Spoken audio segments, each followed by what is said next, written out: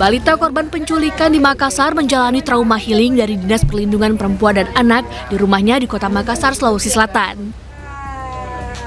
Upaya pemulihan dilakukan melalui layanan trauma healing khusus anak dan keluarga dengan pendampingan psikolog serta psikiater profesional. Pendampingan dilakukan sebagai bentuk penanganan awal agar korban tidak mengalami trauma berkepanjangan. Kami di sini datang untuk penanganan trauma healing. Jadi lebih ke pendekatan ke anak, jangan sampai ada trauma dan sebagainya. Ini tahap pertama karena kemarin beberapa hari ini kami tidak muncul dulu dari kepolisian karena terlalu banyaknya orang. Ya, jadi alhamdulillah sudah berjalan dan ini akan bertahap terus. Jadi kita mulai dari asesmen tadi, kemudian kami konseling masuk ya dengan trauma healing. Jadi kita mau melihat apakah anak ada trauma atau tidak, tetapi kami nggak bisa jawab sekarang. Sementara itu, menurut orang tua, korban merupakan anak yang aktif dan mudah akrab dengan orang lain. Namun kini menunjukkan perubahan perilaku usai menjadi korban penculikan. Kan biasa dia memukul pelan, dia agak-agak keras gitu. Oh gitu, berarti lagi agak agresif. Korban yang masih berusia 4 tahun diculik selama 6 hari. Polisi mengungkap korban dijual seharga 80 juta rupiah oleh jaringan pelaku lintas provinsi. Hingga kini sudah ada 4 orang yang ditetapkan sebagai tersangka. Dari Kota Makassar, Sulawesi Selatan, Muhammad Durbone, iNews melaporkan. Ya, pemirsa, aksi demonstrasi di depan kantor Bupati Tulang Bawang Lampung diwarnai kericuhan. Ratusan pendemo terlibat aksi saling dorong dengan petugas Satpol PP pada saat menyampaikan tuntutannya.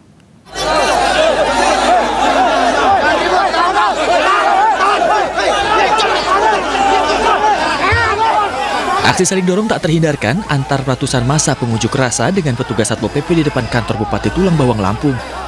Massa pendemo yang berasal dari aliansi masyarakat dari 4 kecamatan serta unsur mahasiswa menuntut pengembalian hak tanah umbul seluas 43.000 hektar lebih yang diduga dikuasai oleh perusahaan PT Sugar Group Companies. Terdapat 5 poin tuntutan, dengan poin utama yakni menuntut pengukuran ulang hak guna usaha di perusahaan dan juga menuntut merealisasikan 20% plasma hak guna usaha untuk masyarakat dan juga terkait tuntutan pengembalian hak tanah umbul. Beruntung kericuhan dapat segera diredam oleh petugas kepolisian dan TNI yang berjaga di lokasi. Dan kita menerima aspirasi semua keluhan masyarakat, aspirasi masyarakat akan kita diskusikan dengan tim ya.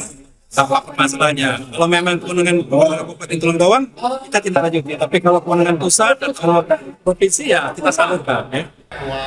Selain di kantor Bupati Tulang Bawang, aksi juga digelar di depan kantor DPRD Tulang Bawang dan juga di portal Indo Lampung. Dari Tulang Bawang Lampung, Ahmad Lufi Rosyadi, iNews melaporkan.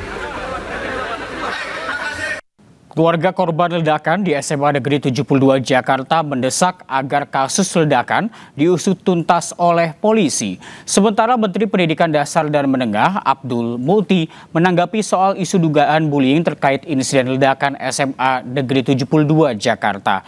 Hal itu dinilai sebagai alarm darurat bagi dunia pendidikan.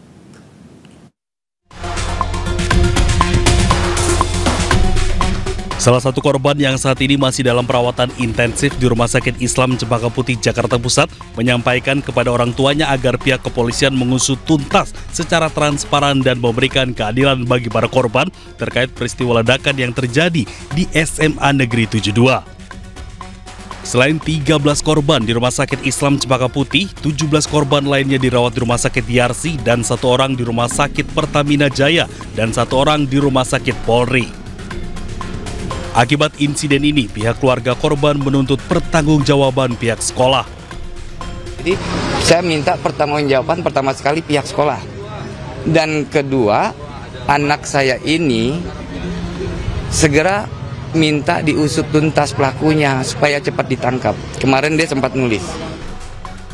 Menteri Pendidikan Dasar dan Menengah Abdul Mukti menanggapi soal isu dugaan bullying terkait insiden ledakan di SMA Negeri 72. Hal ini dinilai sebagai alarm darurat bagi dunia pendidikan untuk memperkuat upaya pencegahan kekerasan dan perundungan di sekolah. baik itu bisa menjadi sarana agar anak-anak ini merasa at home di sekolah dan keberadaannya diterima, apapun keadaan fisiknya, apapun keadaan ekonominya, dan mungkin juga capaian akademiknya. Nah, mereka yang selama ini menjadi korban perundungan itu kan yang powerless, ya, yang secara power dianggap lebih lemah dari yang lain. Nah, kalau kita mengembangkan sikap yang lebih humanis, maka kita bisa membangun budaya saling menerima di antara semua insan pendidikan. Selain itu, Abdul Muti juga menegaskan pentingnya peran guru yang tidak hanya sebatas pengajaran akademik, melainkan juga menjadi jembatan komunikasi antara sekolah dan orang tua. Dari Jakarta, Jessica Winoto, Raga Firdaus, iNews melaporkan. Dan untuk informasi terkini, kita telah terhubung dengan rekan Jessica Winoto di Rumah Sakit Islam Cempaka Putih, Jakarta. Selamat siang, Jessica. Hingga siang ini ada berapa korban yang masih dirawat di sana dan bagaimana kondisi mereka?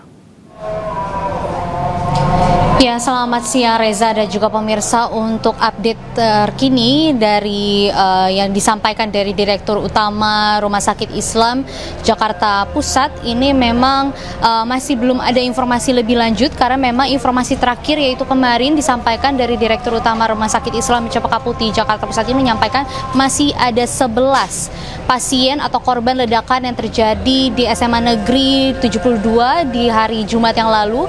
Untuk detailnya, untuk 10 pasien yang masih dirawat di sini sudah dirawat inap karena memang kondisinya sudah berangsur membaik, sementara untuk 1 pasien lainnya masih dirawat di ICU dengan kondisi diisolasi. Karena memang informasi yang kami dapatkan bahwa kondisi dari pasien tersebut mengalami luka bakar grade 3 atau luka bakar yang sudah mengenai ke jaringan otot hingga ke tulang, sehingga memang untuk proses medis lebih lanjut ini informasinya akan menjalani proses operasi atau skin grafting atau cangkok kulit untuk menutup luka bakar yang berada di tubuhnya, karena memang informasinya juga mayoritas luka bakar berada di sisi kiri tubuh pasien. Lalu juga Reza dan juga pemirsa, dapat kami sampaikan bahwa saat ini Rumah Sakit Islam Cempaka Putih Jakarta Pusat sudah fokus ke tahap penyembuhan gangguan pendengaran dari fokus ke penyelamatan jiwa tepatnya di hari Jumat yang lalu pada saat hari kejadian, tetapi sekarang sudah ke tahap fokus penyembuhan pendengaran karena memang informasinya sudah sebanyak 90% korban mengalami gangguan pendengaran, dan hal ini memang disebabkan karena suara ledakan yang begitu dahsyat dan juga dari jarak dekat. Dan memang informasinya untuk korban yang berada di ICU ini mengalami luka bakar yang terjadi karena memang posisinya sangat atau paling dekat dari titik ledakan pertama di dalam masjid. Hal ini memang disampaikan langsung oleh orang tua korban yang bernama Andri pada hari kemarin.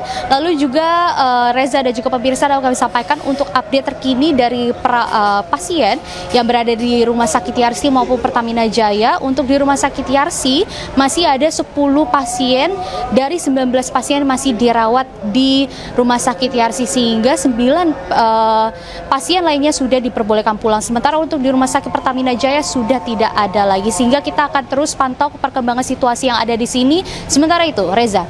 Baik, terima kasih Jessica Winoto atas laporan Anda. Selamat siang, selamat bertugas kembali.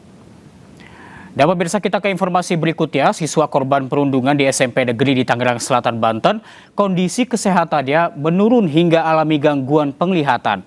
KPAI minta kasus dugaan perundungan ini diproses hukum.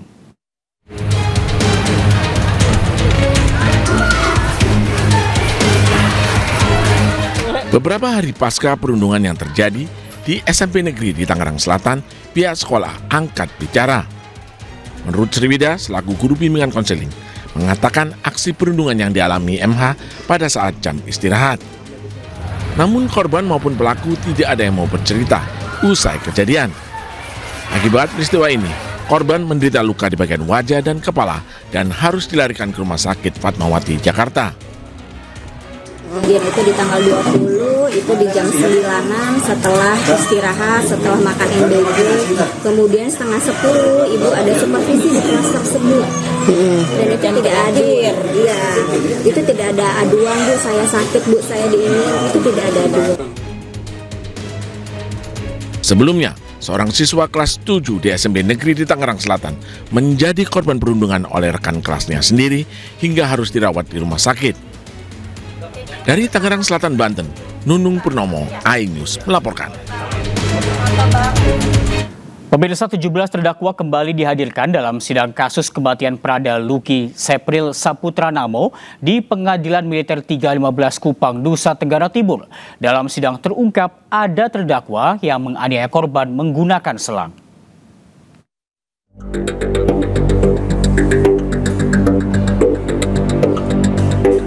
Sidang pemeriksaan saksi dalam berkas perkara kedua kasus kematian Prada Luki Namo kembali digelar di Pengadilan Militer 315 Kupang Selasa pagi. Sebanyak 17 terdakwa kembali dihadirkan dalam persidangan yang dipimpin Majelis Hakim Militer.